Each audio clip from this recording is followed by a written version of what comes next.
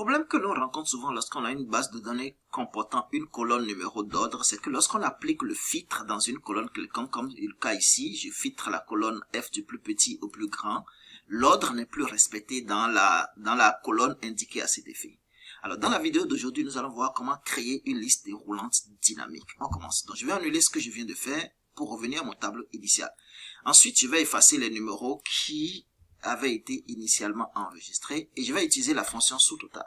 Donc, je mets sous point total. On avait déjà vu comment utiliser la fonction sous total dans l'une de mes vidéos. Donc, sous point total, je peux choisir là.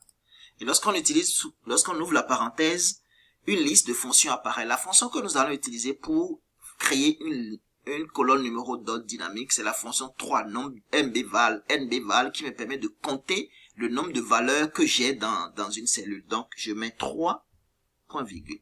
Je veux compter le nombre de valeurs qu'il y a dans la colonne B à chaque fois. À partir d'où? À partir de la cellule B2. Donc, je clique sur B2. Et puisque je ne veux pas que B2 change à B3 lorsque je vais dupliquer la formule, je vais figer la cellule B2. Bon, pour figer une cellule, nous avons vu qu'il faut mettre le signe du dollar avant et après la lettre de la colonne, ou bien on appuie sur la touche F4. Je mets 2 points et à partir d'où ma place, ça doit commencer à partir de B2, donc je mets encore 2 points B2 et je ferme la parenthèse. Donc je mets égal sous point total, j'appuie sur le 3, je sélectionne B2 à B2 et je fige le premier B2. J'appuie sur la touche entrée. Donc j'ai 1 ici, parce que j'ai 1 là parce qu'il y a une valeur là. Je n'ai pas encore mis la formule ici. Lorsque je vais mettre la formule ici, vous allez voir que ça va apparaître à 2, ainsi de suite, ainsi de suite. Donc je vais dupliquer ma formule initiale sur les autres lignes.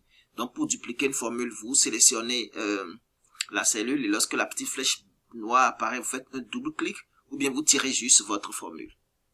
Donc voilà. Désormais, quand je vais trier les valeurs qui sont dans ma colonne F4 du plus petit au plus grand, mon numéro d'ordre s'ajuste également automatiquement. Maintenant, supposons que que ce tableau soit un tableau préconçu. Donc, j'ai des lignes qui viennent que je dois remplir. Alors, je décide de préparer mon numéro d'ordre et de dupliquer la formule. Mais ce qui va se passer, c'est que je n'ai aucune valeur ici, puisque j'ai utilisé la fonction nbval, je n'ai aucune valeur dans la cellule B, ça me compte toujours que le nombre de valeurs présentes dans mon tableau dans la colonne B, c'est 8. Donc si je mets une valeur quelconque ici, le numéro va passer à 9, mais les autres cellules vides vont toujours avoir le numéro 9. Alors ce que je vais faire, c'est d'abord effacer tous les numéros qui sont ici, tous les numéros. Et je vais faire une combinaison de cette formule que je viens d'écrire avec la formule si. Donc, je vais copier cette formule-là et effacer. Puis, je viens dans le ruban, je choisis formule, logique, et je mets si. Donc, je mets si. Alors, lorsqu'on utilise ce tableau de si, on n'a plus besoin d'écrire si. Donc, je mets si B2. Donc, la valeur qui est dans B2 est vide. Donc, pour écrire si B2 est vide, on met égal, on ouvre les crochets, on ferme la crochet. Si B2 est vide, alors ne m'affiche rien. Pour indiquer à Excel de ne rien afficher dans une colonne lorsqu'on écrit une formule, on ouvre les crochets et on ferme le crochet.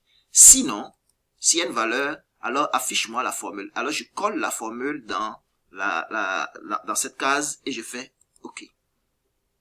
Désormais, j'étire la formule. Et je viens au niveau des autres cellules, je duplique la formule. Vous allez voir que, aussi longtemps qu'il n'y aura pas de valeur dans la cellule, dans la colonne B, la colonne A également, la colonne A correspondante n'aura pas de valeur. Par contre, si j'écris une valeur ici, ça va passer à 9, ainsi de suite, ça va passer à 10. Et dans tous les cas, si je fais le tri du plus grand au plus petit, ma colonne A reste toujours, ma colonne numéro d'ordre reste toujours dynamique. Voilà, ce sera tout pour la vidéo d'aujourd'hui. Donc, si vous voulez créer un numéro d'ordre dynamique, vous utilisez la fonction sous total. C'était moi, Eric Messan. À bientôt pour une nouvelle vidéo. Bye bye.